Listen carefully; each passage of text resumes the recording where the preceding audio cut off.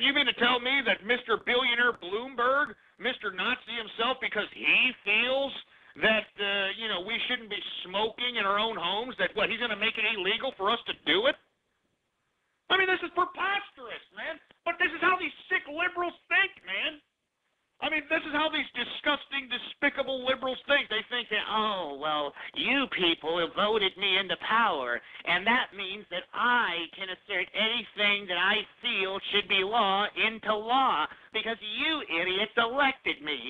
So now I'm going to take my wrath on everybody. Yes, I'm going to make it illegal for you to smoke in bars and in restaurants, which will probably hurt the tourism industry and hurt the fast food and service industry, yes, but who cares? Because I'm Mike Bloomberg. I'm a billionaire. Oh, and yes, and what we're going to do, we're going to go ahead and tax salt.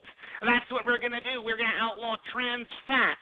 Yes, and we're going to make it illegal for people to do things in their own homes because I'm Mike Bloomberg. Jesus Christ, I can't believe this, man.